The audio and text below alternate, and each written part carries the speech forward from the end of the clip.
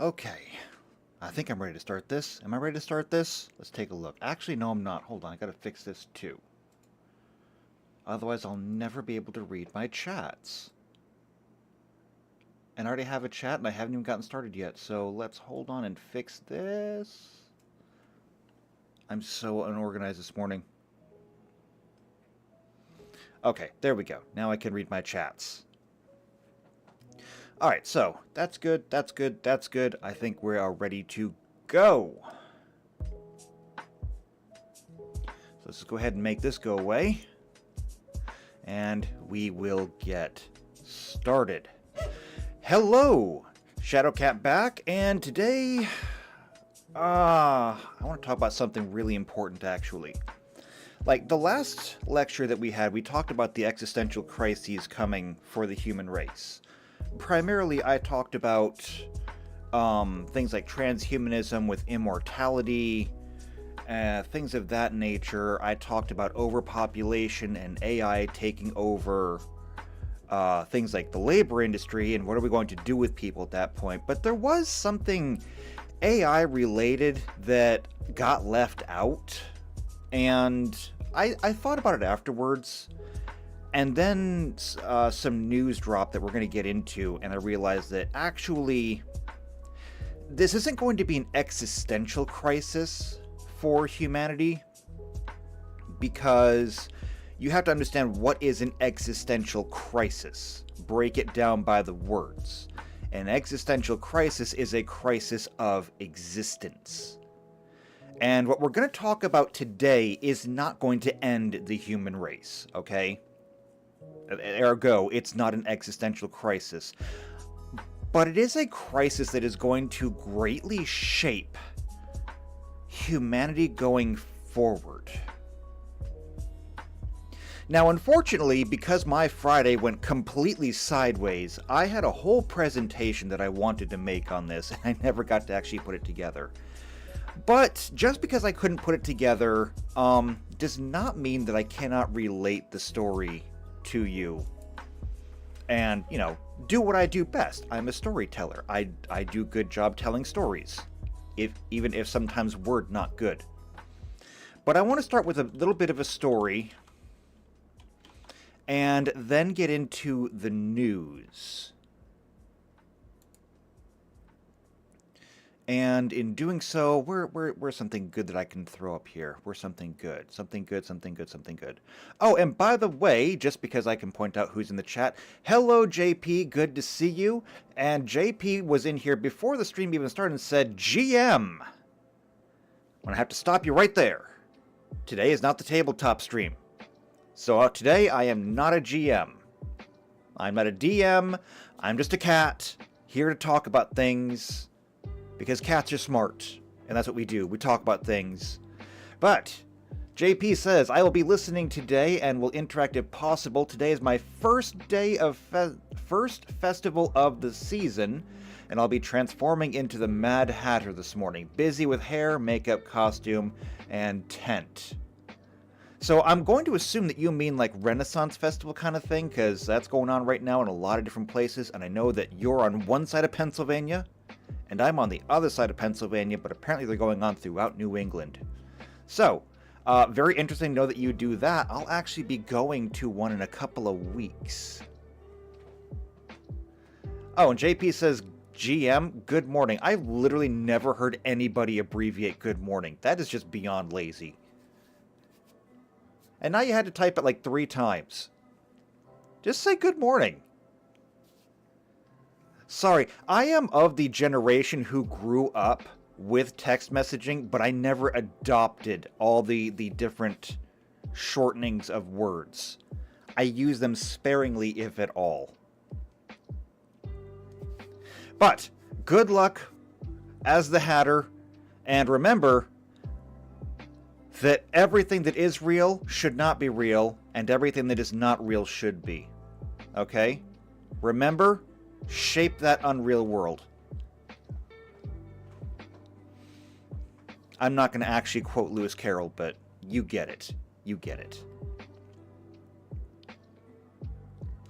Okay, so before we get into the article, I just want to relate a little bit of a story. And for that... No, don't do that. Just make it bigger. I want to come back to one of my favorite series of all time. Because seriously, I could go on and on and on and on and on all day long about this series. But I'm not going to, because there's people that are much better at this who've already done that. I want to talk about Babylon 5. Now, Babylon 5 was a sci-fi series that came out back in the 90s, and it was superb. I mean, it was just chef's kiss par excellence. It is one of the best pieces of television to have ever been made, and remains to this day unmatched. It remains unmatched in terms of plot, in terms of character, in terms of setting. To give you an idea, way back before they did, what was it, Interstellar? Or, no, Gravity? I forget which movie it was, but there was a movie that came out where they said, well, we got actual physicists to help us work on the movie. So, you know, we could get everything right on it. It's like, okay. After Babylon 5, NASA went to Michael J. Straczynski and said, can we borrow some of the designs for your ships? Okay? Before there was The Expanse, there was Babylon 5. Just to give you an idea of the sheer scope of what we're talking about here. It was a fantastic story and well ahead of its time. But I want to talk about one episode in the 4th season called Moments in Transition. I think it was Moments in Transition. But the story revolves around the main character, that'd be that guy right there, who gets captured. Oh wait, you can't see my mouse. Now you can see my mouse. This guy. And he's been captured and he's being interrogated. Now, being interrogated, and I'm not going to spoil anything here, they work him over in a variety of different ways. They isolate him, they torture him, they do many different things to him. However, a very interesting point in the entire episode is the interrogator, who is a very well fleshed out character, given that he's only actually in one episode of the entire series. He comes in and he does his job like any bureaucrat would. He is there to do a job, and he never strays from that persona. All he is there to do is to elicit a confession from the main character, and that's it. Now, I had a whole presentation that I wanted to put together. Like I said, I never got the chance to do it, but over the course of the episode, he uses various tactics to try and weasel his way past the main character's defenses, trying to break his will in various ways to get him to actually go ahead with the confession. And that's fine and all. But later on in the episode, he comes in the room and he has a little bit of a sit-down talk with him. And this is an event that has stuck with me for a long time. Because he tells the main character that they don't actually need him. See, he is a prominent person. He's leading a resistance against his own government. He's already been branded a traitor. He's been branded a seditionist. He's been branded an alien sympathizer or an alien collaborator because he works with other alien species. He's already been demonized in every single way that he can be demonized back home on Earth. And as I explained to him, they don't actually need him to do this. He is a former Earth Force, that is to say, military officer. They have all of his biometric data. He's a war hero, so they have his image, they have his voice, they have everything they need to facilitate him saying anything they want him to. They could simply create an image, they could synthesize his voice, and they could program his image to say anything they want. And then they could broadcast that on loop to every single planet that is within Earth Force. But as they point out, if they do that, there will always be doubts. What they need from him, what they need to do, is they need for him to confess. To do so publicly and in person, where other people can see him, where they can actually see him. To erase all doubt, so that people will know that he, the leader of the seditious insurrection and mutiny against the Earth government, against his own people, was sincere and real. Because so long as people didn't see him do it, there will always be a faction of people out there who won't believe it actually happened. After that, he says, well, okay, and even if I do this, then you'll just kill me. And of course, the interrogator then says, no, we won't. Which is almost certainly a lie, but he says, and he makes it very believable. He says, no, you won't be killed. You will be taken care of. You will be free. As a matter of fact, we want you to be free. If anything, we will encourage you to travel. We want more people to see you, to understand that you are real and you did kneel before the Earth government, that you well and truly understood the error of your ways and you were brought back into the light. Yes, we will kill you, but we will not kill you until you have been forgotten. Until you no longer matter. Until everybody else has moved on from you and you cease to be of any importance. They will come in the night. It will be merciful. It will be swift. And this is the crux of what I want to talk about today. Because this is a science fiction series. It takes place, let's see, season 4 was in the year 2161, 2162. So we're talking about, and let's, okay, we're talking about only about 100 to 120, 140 years in the future. That's when this show takes place. But the technology to do this, we're seeing right now. We have already seen AI-generated images. We've already heard AI-generated voices. Just in the last lecture, I played an AI-generated trailer for Wes Anderson's The Galactic Menagerie, which was a Wes Anderson take on Star Wars, which was entirely AI generated. The visuals were AI generated, the voice was AI generated, even the script for it was AI generated. They used, I think it was like Midjourney for the visuals, I'm not sure. I think it was 11 Labs for the voice and ChatGPT for the script. 3 different AI programs, but they're still AIs. Now, in that case, I related the Galactic Menagerie as a testament to we just put like an entire studio out of business.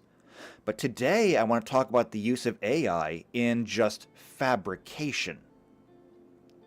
Because in that example, they used AI to make a trailer for a fake movie. But what if we didn't? What if instead we were able to use something like Midjourney to create a false surveillance video? What if we could use a program like 11 Labs to fabricate false testimony? What if we could use these programs to just falsify evidence in general? how would you know that it was falsified evidence? And what would you do once you found out that it was? This is very important because a piece of news came out this week, well, at least in the last week or so, where this question has been brought to the forefront. And so let's go ahead and get into the news so we know what we're talking about today. This is a highly biased website. This is the BBC. And we're going to be talking about the one thing that half of everybody has been talking about this week, and that is Russell Brand. Now, Russell Brand is not somebody that I'm terribly familiar with. I know he's an internet personality. I think he was an actor of some regard. I'm not positive. And I'll be honest with you, I'm not positive because I don't care. I honestly do not care who he is or what he's really done. But he is the subject of today's discussion because of what's happening to him. And this can basically be summed up as Russell Brand has been accused of rape and other sexual misconduct. And I'm not going to censor anything for YouTube. I'm not monetized anyway. I only have 446 subscribers. I'm not even eligible for monetization. However, if you would like to help me get monetized, I need 54 more subscriptions before I can even submit myself for monetization. So, if you're not subscribed already, please help me out by subscribing now. And maybe I can worry about being demonetized at some point in the future. But for today, no censorship.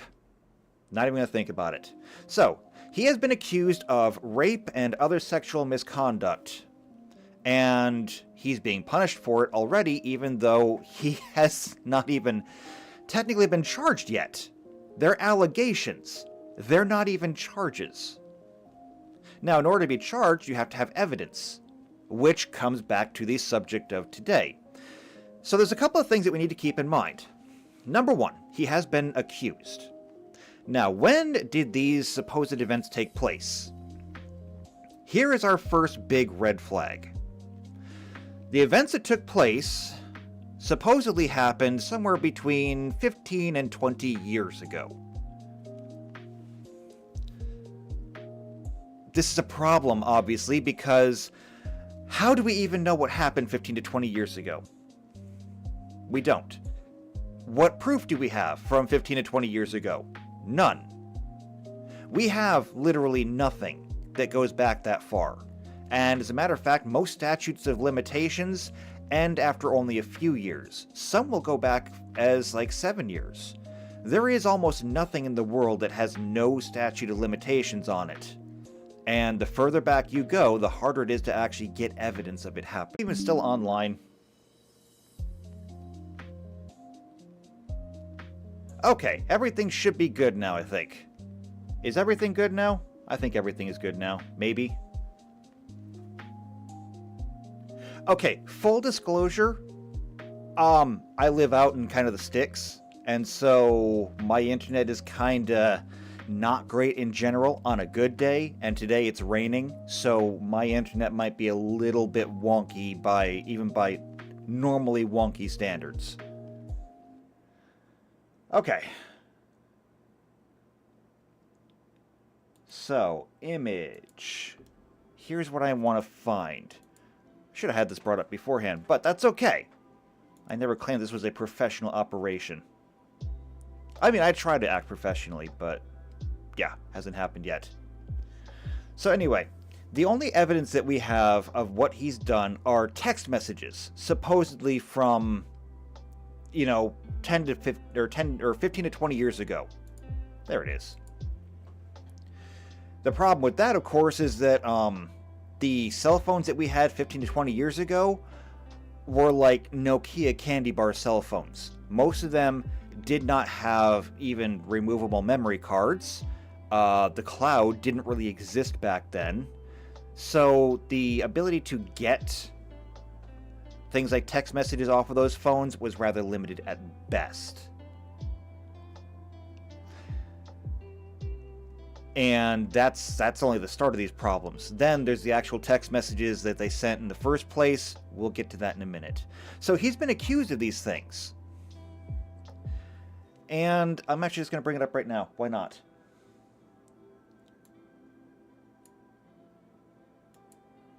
So here is the text messages. Let's go ahead and make this a little bit bigger. There we go. Just so that we can take a look at it. So these are the text messages, and take a look at that. And mind you, I had to screenshot this from TikTok. I feel dirty that I even had to go to TikTok for it, but there you go. And let me know if you actually notice anything about this. I gave you about 5 seconds. So 1, 2, 3, 4, 5. Okay, you've had a chance to kind of skim it over. Doesn't actually really matter what is written. But why don't we take a look at a few things that are just kind of off on this one. The first thing that is blatantly obvious about this is the fact that if you look at the actual text message here that is supposedly, I don't know, him, I guess, or her, I'm not sure exactly who this is. I think this is actually her talking. You take a look at the text message and you notice that on the top, the font appears to be normal. On the bottom, it appears to be bolded. Well,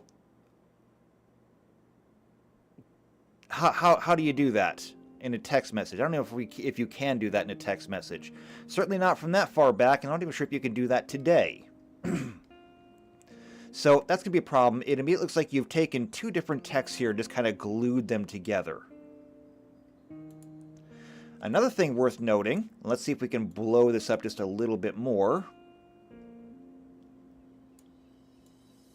is if you look over on the left side, it's not even aligned properly. It literally looks like somebody has grabbed this and just glued it together.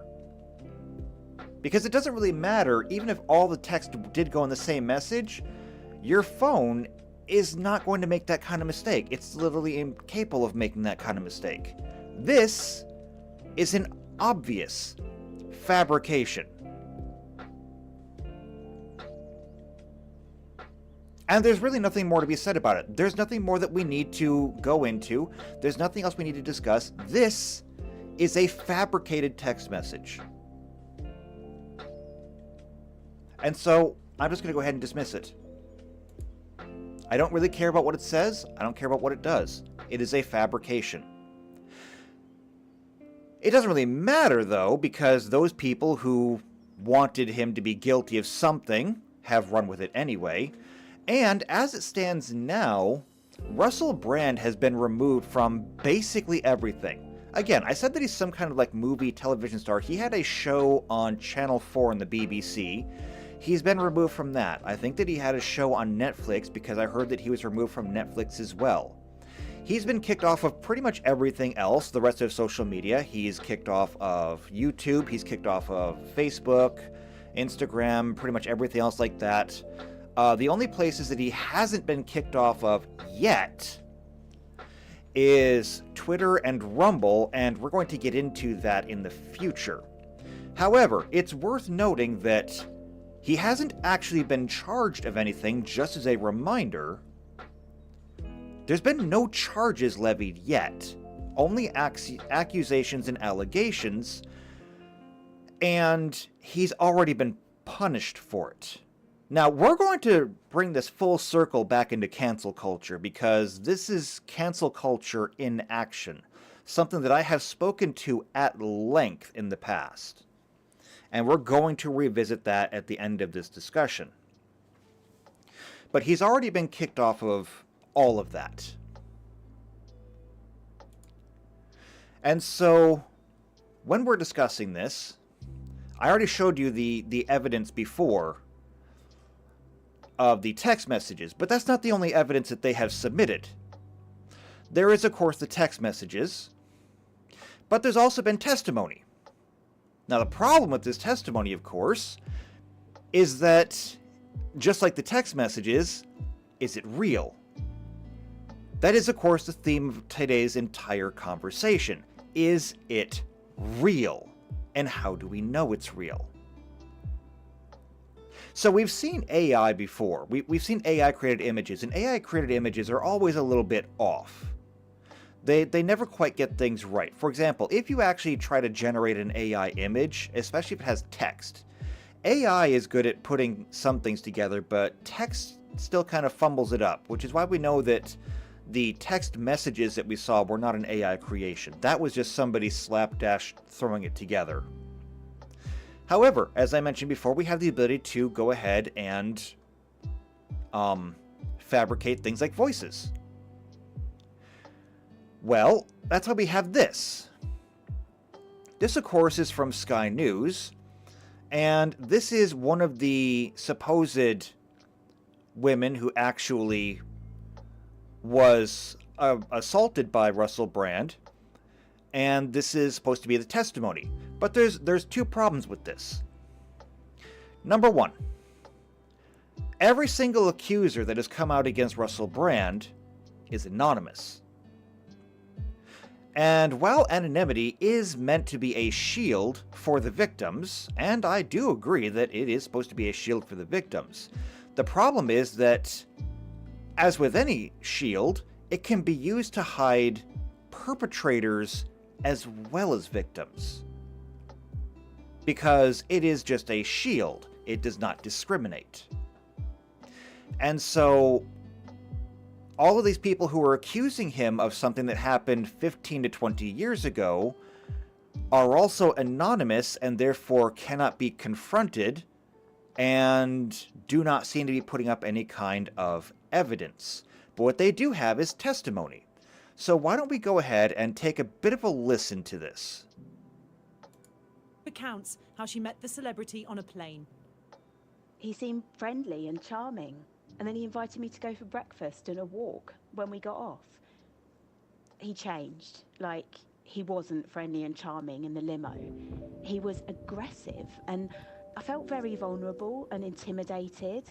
He just jumped on me in the limo.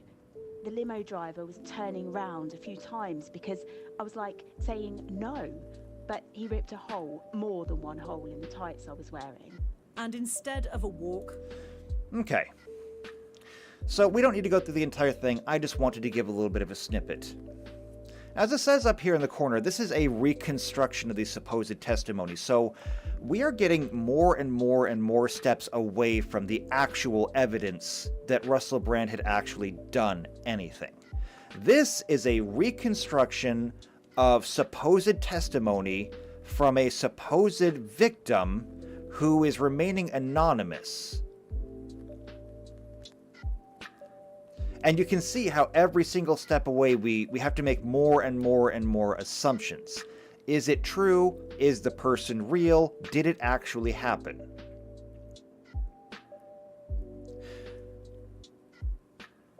And I want to get back kind of to that, is the person even real thing?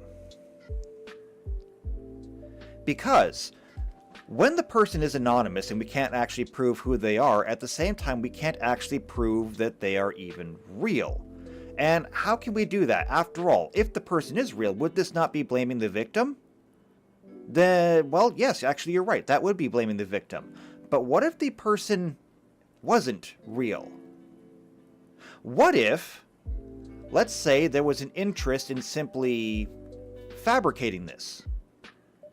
What if we said we have a person that we want to get rid of, and we're going to generate the accusations? We'll just say that these people happened, and because of shield laws, we don't actually have to reveal any kind of identities, meaning that they could be anybody, including fictitious. All we have to do is write up a testimony, or we could even have an AI do the testimony, and we can go ahead and say, under the guise of a reconstruction, we can use an AI to generate a voice and simply read it out. Many people have already gone through much of this testimony, such as these reconstructions, and said that it does sound very obviously like it's been faked, and in the case of this one, it does say reconstruction, so we know this is fake. But what if they didn't put the reconstruction on there? What if they just said, this is what she said? Well, we can look for little nuances in how the voice is. We can look for nuances in cadence, in tone, and in things like that to determine whether a voice is real. And a lot of people have listened to this, not realize that this is a reconstruction. They say, well, the voice sounds too flat, it's too clean, it's too even. There's not enough variance when it comes to tone. There's no kind of vocal variation. There's no fry. There's no stutter. There's nothing. It's too perfect. So how do we know that it was a real person? And how do we know that it's real testimony? How do we know anything? And that's where I wanted to get to this. I mentioned this earlier. This is a website called 11 Labs, and I really wanted to actually show how it works.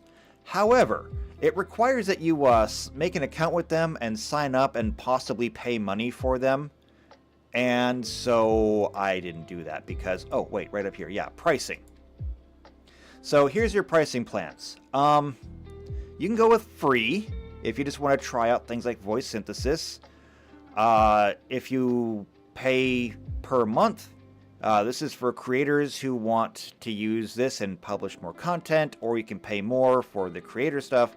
I'm not interested in paying for anything, and I don't want to make accounts that I don't have to. Besides that, I'm really poor, so I can't afford to buy a whole lot of stuff. So I'm not going to give you a demonstration of how it works.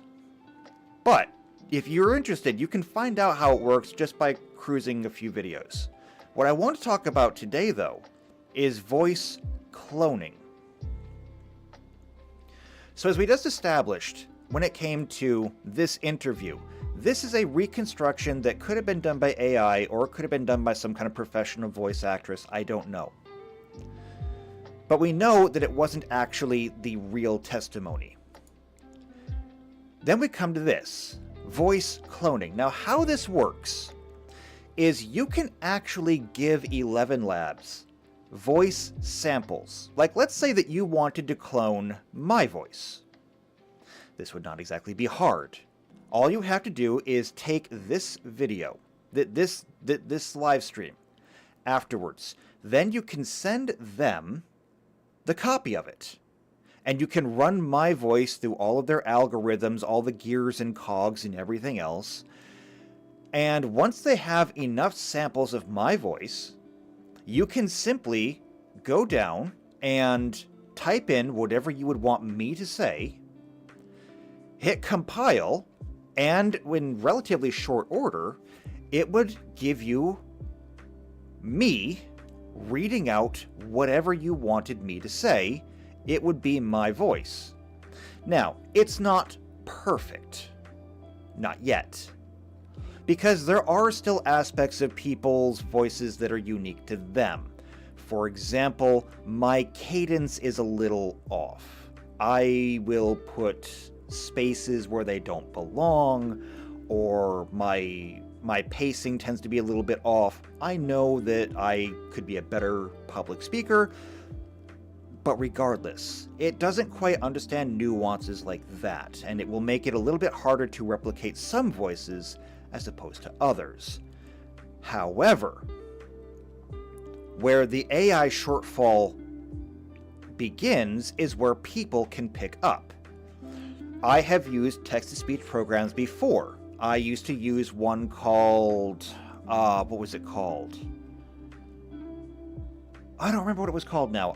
But I used to use one when I was doing my videos. If you look at some of my earlier RimWorld videos, specifically the Rim of Time, which is a Wheel of Time playthrough in RimWorld, at the beginning of it, when I had pawns who would make public speeches, I actually did use voice samples to voice their speeches, and I did my best to give every single pawn a different voice to make them unique, and I tried to put my own spin on that. However, the program that I was using was way too expensive, and I couldn't afford it, so I had to give up on that. I may do it again someday.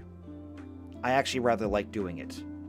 Point being, though, that if you know how to use these programs, then you can tweak it to make things come out right. So, for example, when I was using a text-to-speech program for the Rim of Time, there is a faction of people in the Wheel of Time called the Aiel. Now, it is spelled A-I-E-L, the Aiel. However, the program did not know how to pronounce that word. And so I would have to go through and write it phonetically for the program to understand, that being I-A-Y-E hyphen E-E-L, Aiel. So you would have to go through and tweak your voice stuff to make sure that everything comes across properly pronounced. You'll have to go through and add either ellipses for different spacing, maybe to put pauses in to match the natural speaking pattern of whoever it happens to be. But the point is that it can generate an entire speech for a person within about 30 seconds. Which then leaves you an entire day, if you need to tweak it, to make adjustments, to make it fit whatever you need somebody to say. And so we've already seen that you can fabricate things like a text message just using, apparently, MS Paint. But if you were to actually go into something like Photoshop to do this, you could do much better. You can fabricate voices, so you can have somebody come out to say whatever you want, and as long as that person has to remain anonymous, there is almost zero chance of being caught doing it, unless you happen to be good in artificial intelligence forensics, where you'd be able to go in and find the nuances of what would be an AI-generated testimony as opposed to a real testimony. The core thing that I'm trying to get at here is that we are entering into an era, and we have, I suppose if you want to be honest, we have been in this era for a long time now, where we are pretty much unable to rely on anything that we see and hear as evidence. Much like in the Babylon 5 example, when it was mentioned that they had the main character's image on file, they had his voice on file, they could fabricate his confession, but there would always be people who would doubt. The same thing is true right now. It is 2023. Babylon 5 is set in 2160. Or at least around the turn of that decade. That problem right there, we are now facing today. Used to be, they would say, don't believe anything you hear on the internet. And that remains true today. Do not believe anything you hear or read or see on the internet. Okay? I mean, once upon a time they used to say pics or it didn't happen. Well, the pics can now be fabricated. I mean, Photoshop has existed for decades now. And it has been used for this. But we're getting to the point where anything can be fabricated now. Voices can be fabricated. Anything. And this is being used in a variety of ways, and it's even being acted upon in a legal sense. A really, really interesting case happened a few years ago in the Kyle Rittenhouse trial. Now, if you missed the Kyle Rittenhouse trial, this was a case out of Wisconsin in the United States, and it happened during the Black Lives Matter riots. It was a case out of Kenosha? No, Kenosha was something else. Or was it? I don't remember exactly what part of Wisconsin. But either way, it was an event where the teenager at that time, Kyle Rittenhouse, was helping to defend a car lot because there were rioters going through and burning things down. He got caught out on his own, and when the mob tried to beat him, he shot 3 of them. I think he killed 2 of them, wounded 1, but I'm a little bit sketchy in the details. It's not important exactly what happened there. I don't want to talk about that today. If you're interested, then the Kyle Rittenhouse trial was covered in great detail all across YouTube. Go look it up. What I want to relay today is the fact that during the trial, they used digital footage. So they were using things like cell phone footage, they were using security camera footage, they were using photographs and everything else. And a major point of contention during the trial is that they were using blown up, magnified images, trying to suggest that a few pixels on the screen were evidence of a firearm that was either being carried or tossed aside. I forget exactly what it was. The problem here is this. Most of us are familiar with the trope in sci-fi, whether we're talking something from like Star Trek or Minority Report or whatever it happens to be. The trope of magnify the image, where they'll say, zoom in and enhance, zoom in and enhance, zoom in and enhance. And they can take what would be just a normal photograph and zoom into something that is impossibly small. The problem with this, of course, is that it doesn't actually work like that. If you have an image that has been saved in pixels, okay? It has been saved into... let's make something really simple. Let's say it's a 600 by 800 image, because I can do that math quickly. A 600 by 800 image is going to be 480,000 pixels. I mean, 6 times 8 plus 4 zeros. I think that's how that works. But let's just assume that my math is right. So that is 480,000 pixels, okay? That is all the data that you have to work with in that image. Now let's say that you zoom in on one particular section. All right, so you pick one section and you zoom in. You're making all those pixels now bigger because you're zooming in on them. But now let's say that you try to enhance it. You sharpen it, okay? How does that work? It's actually very simple and not at all clean. So what happens is that when you try to enhance a picture like this, what the computer will do is it will look at the surrounding pixels around it.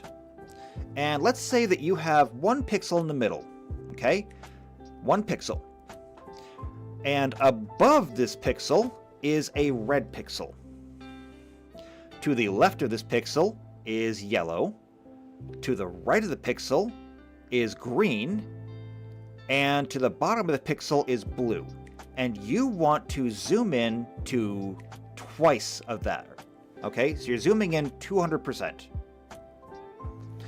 Now you want to sharpen it so that the pixel ratio remains the same. Now, your computer or whatever device you're using or whatever program you're using has to figure out what are the pixels going to look like in the pixel that you just tried to blow up. So remember, red on top, yellow on one side, green on the other side, blue on the bottom. That means that when you blow it up, it's going to have to divide that pixel, because you've blown it up, times 2, into 4 new pixels. And when it does so, it's going to divide that pixel you're trying to blow up into 4 sections, and it's going to use the data from the adjacent sections to fill it in. So the upper left part of this pixel, because it is red and yellow adjacent, is going to become orange. The upper right, because it is red and green adjacent, is going to become yellow, I think it is. I think that's how that works. I think red and green make yellow. The bottom left pixel, because it is yellow and blue adjacent, will become green. And the bottom right pixel, because it is blue-green adjacent, will become cyan. But none of these colors actually existed in the picture. They don't exist. They're not actually a part of it. The computer had to fabricate them to make them work. And as such, you don't have any actual information here. You are literally just creating the evidence. And so is this supposed to be legally binding? Is this legally viable? That is the question that we have to ask. And it is a question that we had to ask several years ago in the Rittenhouse trial, and it's something we have to look into even more today. Because that was simply blowing up a picture trying to ascertain whether or not something in the image was actually there. Now, if we have things like remote testimony given by people because they're being shielded under some kind of victim shield law, if they're giving their testimony anywhere but in the witness box in front of actual people, how do we know that it was even real? And for that matter, when somebody comes out to the news or they come out to the internet and they make a statement, how do we know that they're real? How do we know that their testimony is real? How do we know that anything even happened? Because, again, just as a reminder, these are allegations. Nothing has been charged yet. And we're still waiting to see if anything is. But, do you know who's not waiting? The rest of the internet. As I stated before, Russell Brand has already been kicked off of basically everything except for Twitter, which is now X, but I'm not going to call it X. I'm just going to call it Twitter X. He has not been kicked off of Twitter X yet, and he has not been kicked off of Rumble. Now, I said that I was going to get to Rumble later, and now is when we're going to do that, because after he got kicked off of everything else, and Rumble was next up, Rumble came out and released a very shocking email that they had received. So this is from Forbes. It says, Rumble slams a disturbing request from UK lawmakers over Russell Brand's content. Now, I don't know if they actually have it here. Do they have it here? I think they only just quoted it. I think they've only quoted it. They didn't actually show the email.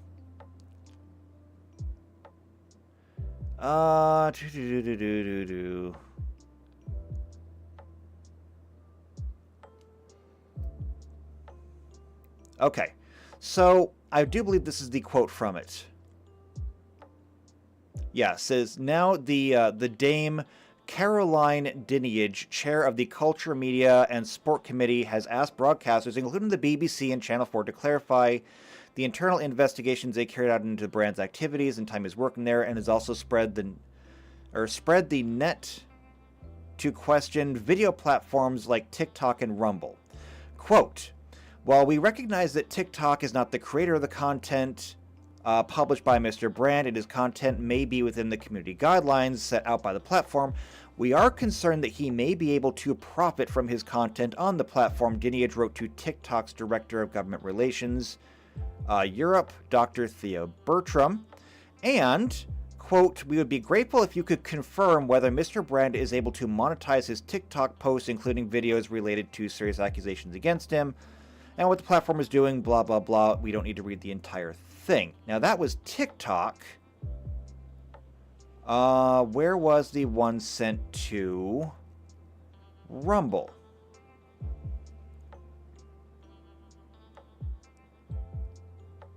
I don't see the one on Rumble here.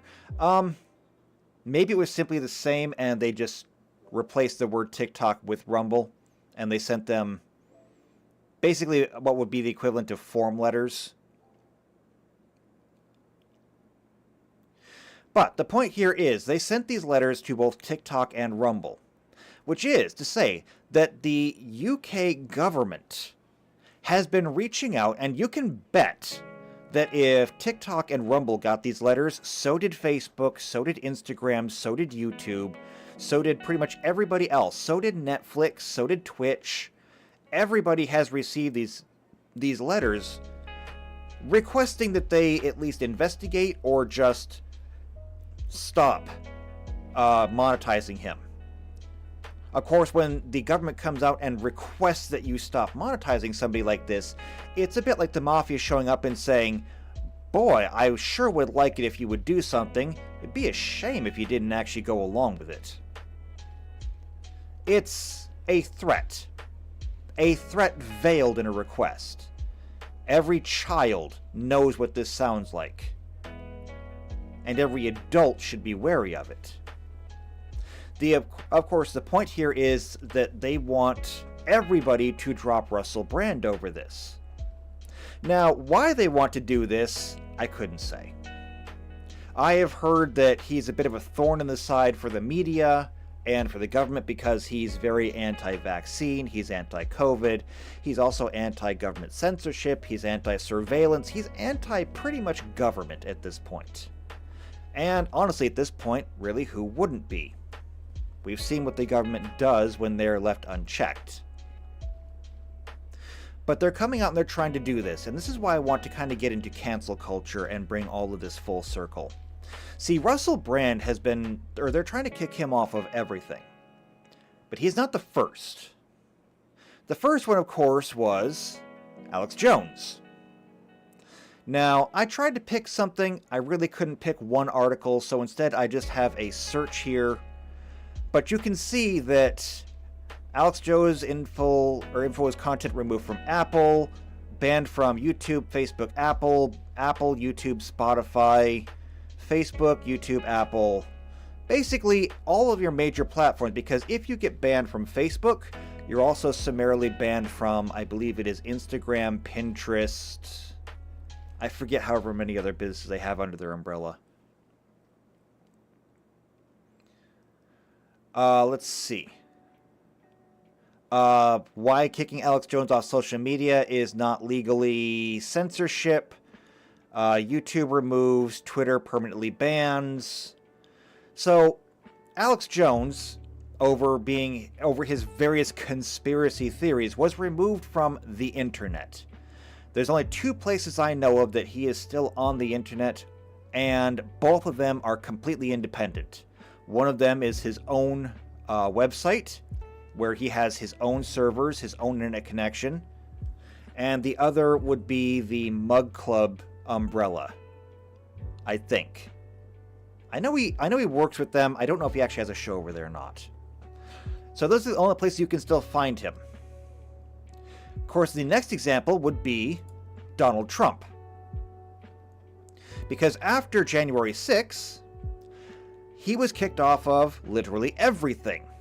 And this is from 21, so I doubt it's been updated. It says every social media platform Donald Trump is banned from using so far. And if we go down there, he is banned from all Amazon services, all Apple services. He's banned from Discord. He's banned from Facebook and all associated services. He's banned from all Google services. He's banned from all Instagram services, Pinterest, but again, these are under Facebook. He's banned from Reddit. He's banned from Shopify, Snapchat. He's actually not banned from TikTok, but he's also not on there. He's banned from Twitch, Twitter, YouTube. Now, some of these he has actually been allowed back on. He's back on Twitter as of, I think, a month ago. I think he's back on YouTube as well as of about 4 months ago. And I think they also released his Facebook ban around the same time. But that's all very recent. This happened back in 2021, the middle of 2021. Donald Trump was summarily removed from everything. And they did that because they wanted to shut him down. They wanted him silenced. Alex Jones, they wanted him silenced. And Russell Brand, they want silenced. And this is where I want to get back into the subject of cancel culture. This is a subject that I have talked about at length before because many people bring it up, but many people do not treat cancel culture for what it really is. In my previous example using Babylon 5, when the main character and the interrogator were sitting down and talking, they mentioned that they wanted him to come out and make his confession. And no, they were not going to just kill him. They wanted him to be seen, broken, and pleading for mercy. They wanted him to kneel down and beg. After that, he would have his freedom. As a matter of fact, he would be treated well. He would be encouraged to travel so that other people could see him as an example. They wanted him to be out there where people could touch him, where people could learn from him, learn not to fight the government, learn not to try and resist the regime. And then, after he had been forgotten, after he was no longer important, they would come for him in the night. It would be quick, it would be merciful, they would just end him. And this is the purpose of cancel culture, as I have stated it before and I will reiterate again. Cancel culture is murder. Now, it's not murder in the same way as just going out and shooting somebody. It's not murder in the same way as strapping them to a table and injecting them with lethal chemicals. What it is just murder by not letting them live. The entire purpose of banning Russell Brand from everything, banning him from the internet, banning him from media, banning him from basically his entire career. They are ending his career because they don't want him to be influential anymore. They don't want him to be able to talk anymore. They don't want anyone to be able to hear him anymore. And they say that this is, for the public good. However, allow me to ask you this. After he has been banned from working in any kind of media, where does he then go? Is he going to go back to school and learn some other kind of trade? No, he's not. Not necessarily because you don't want, or he can't. Of course, somebody like this could. But do you think that anybody's going to allow him to go to school? If he were to apply to a university, would he be allowed to go to that university? The answer, of course, is no. He's been blacklisted from society. If he didn't go to school and he went to get some kind of unskilled job, would you allow him to work an unskilled job? Could he flip burgers somewhere? The answer to that, of course, is no. He would not be allowed to flip burgers. He would be hounded out of that job by people who want him to suffer, or maybe the government, as we could see right here when they went to Rumble and TikTok. The government could step in and say, you're not allowed to hire this person. You cannot employ him. He must not be allowed to make money. And so I say to you, what happens if you take somebody and you make it illegal for them to work so they cannot have money? What if you allowed them to work, but you simply made it illegal for them to spend money? What if you made it illegal for them to buy food? What if you made it illegal for them to buy property so they have nowhere to live? What if you simply made it illegal for them to even exist?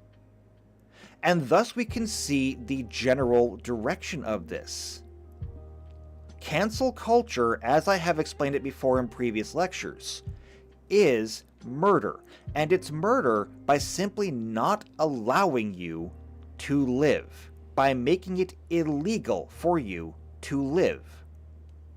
We are living beings. We have needs. We need food. We need water, and we need shelter. Remember the rules of 3. 3 minutes without air, 3 hours without shelter, 3 days without water, 3 weeks without food.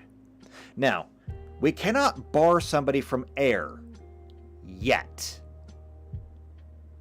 Now, in the future, when we're on things like, spaceships or space stations, or maybe living on hostile planets, maybe cutting somebody off from air might actually be viable.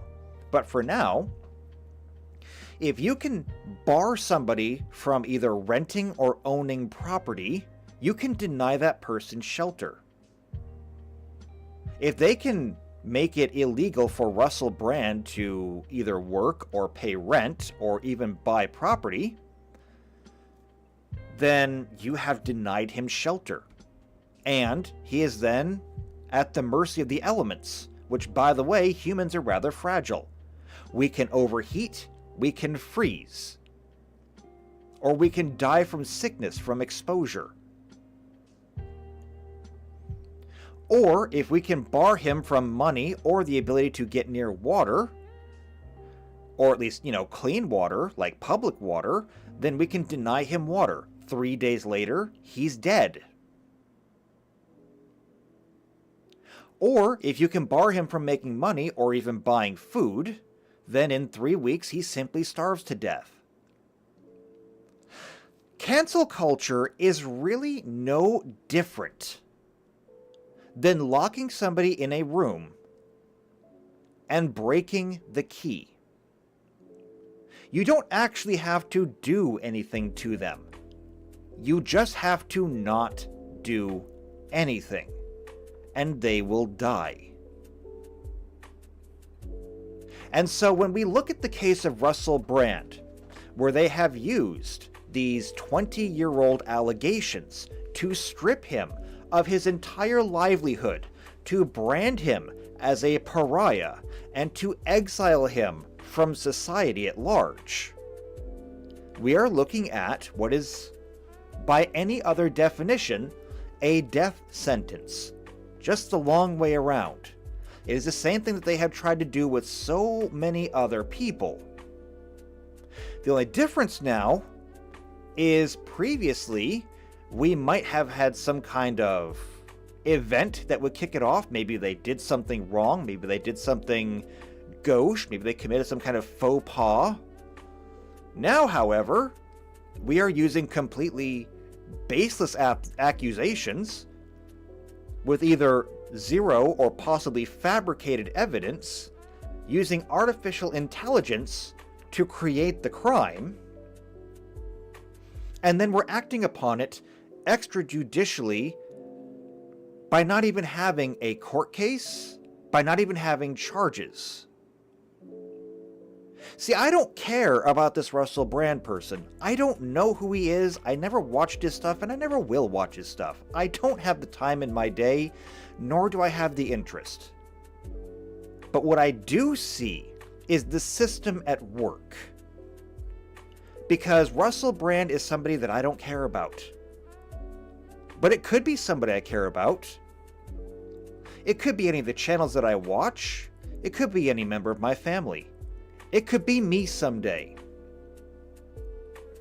I've actually heard the same thing happen back in Soviet Russia, where if you had somebody that you had a disagreement with, maybe you had some kind of long-standing feud, it was not uncommon to simply go to the KGB or just go to the local authorities and leave them a tip that perhaps your neighbor had done something that was, well, against the party. Maybe they had capitalist leanings.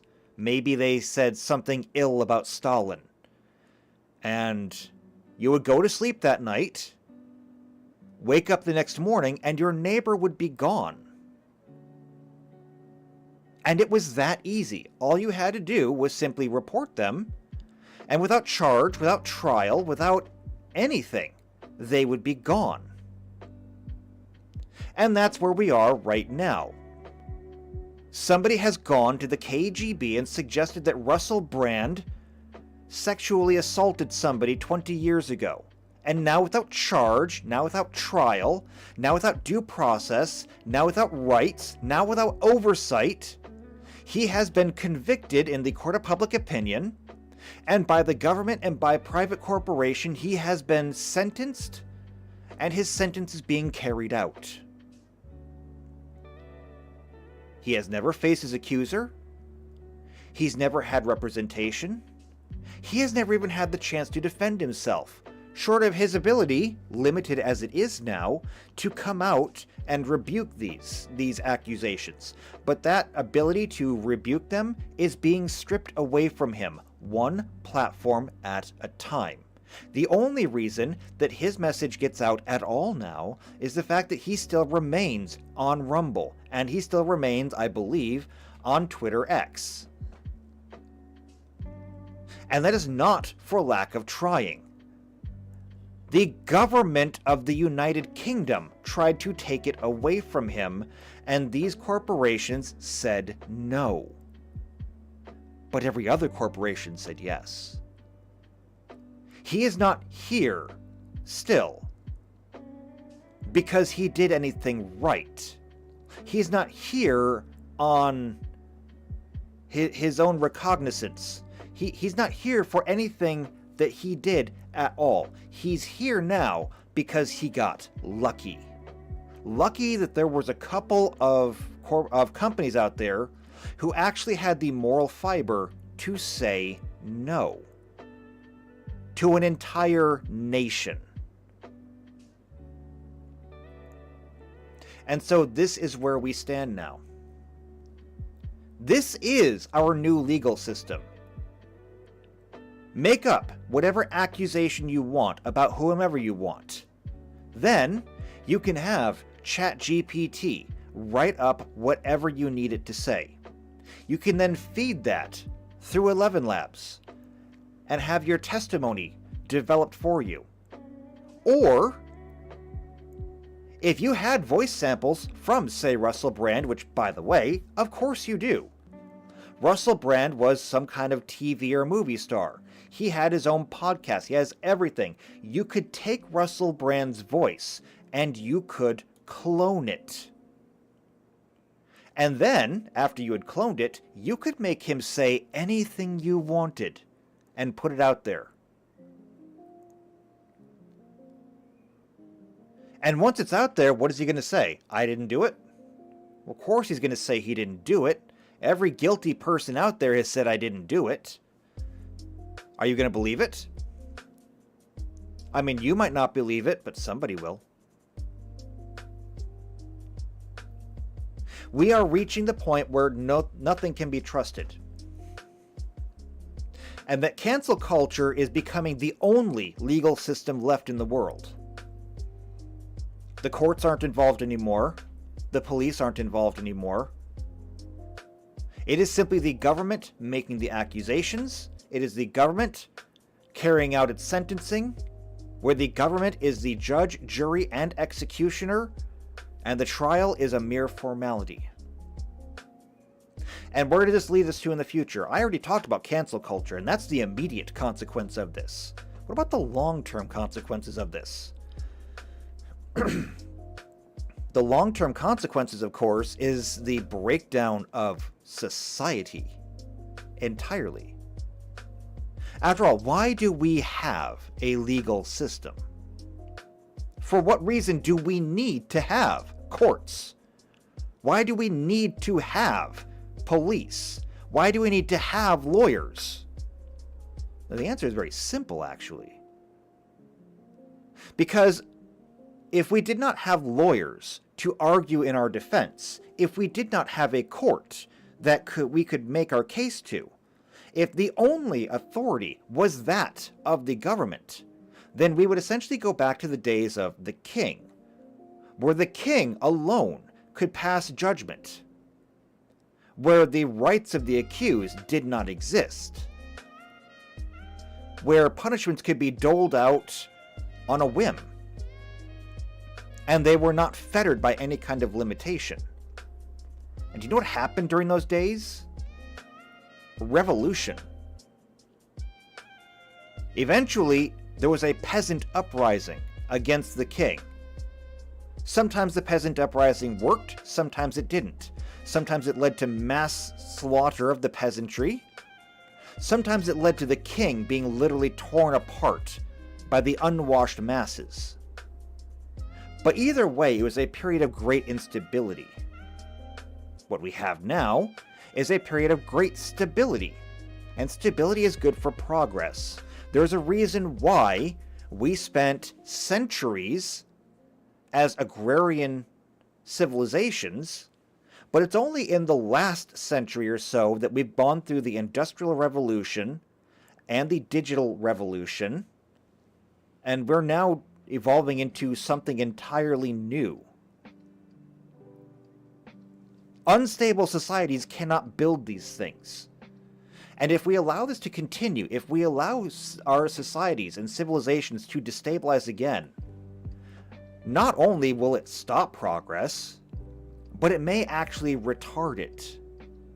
Because if there's nobody left to maintain the systems that are working now, the systems will fall apart and we'll have to fall back to doing everything by hand.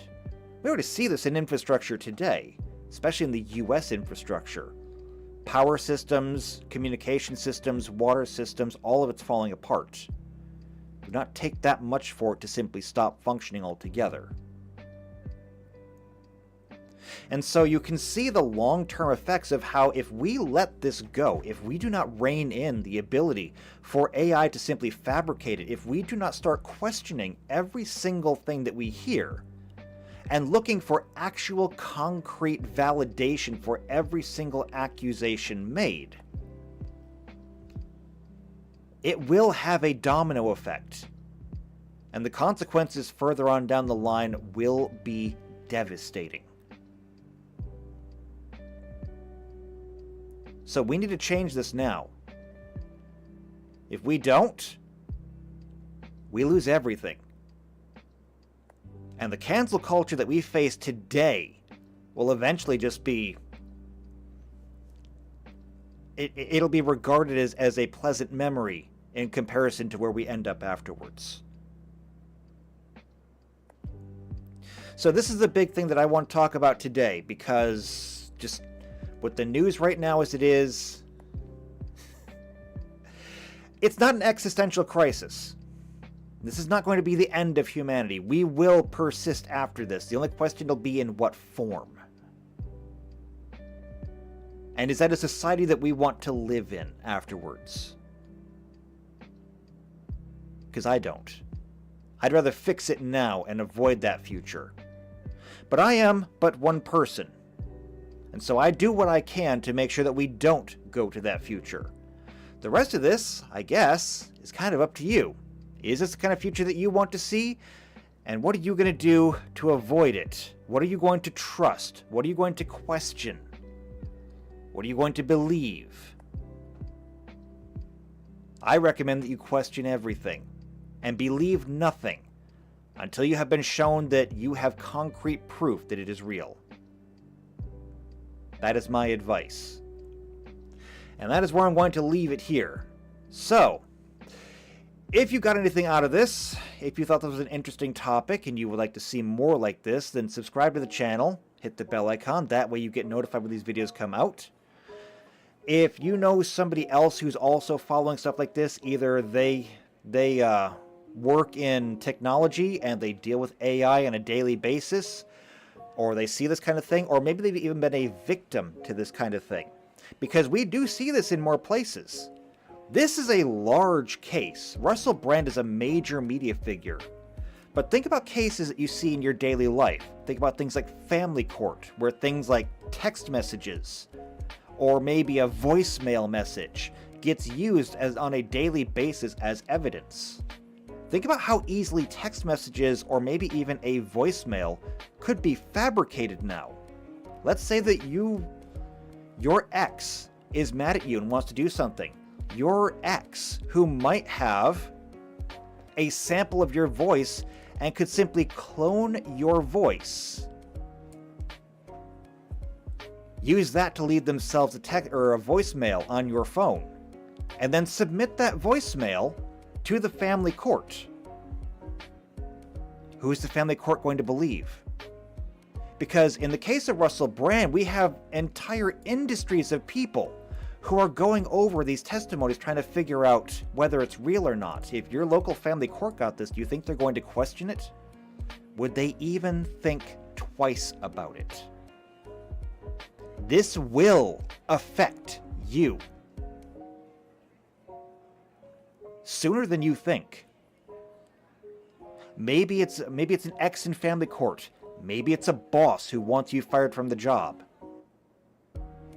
Maybe it's just somebody who doesn't like you and they happen to have a sample of your voice. It's that easy. So share this video with anyone that you can think of might need it. Otherwise though, if you like me and you like what I'm doing and you think it's worth it, then leave a like on this video. If you have anything to add to it, your own comments, maybe your own questions, maybe your own suggestions, then leave it in the comments down below. Either way though, I will see you next time for, I don't know what we're doing next time, but whatever the lecture happens to be, I will see you for the next lecture, and until then, take care.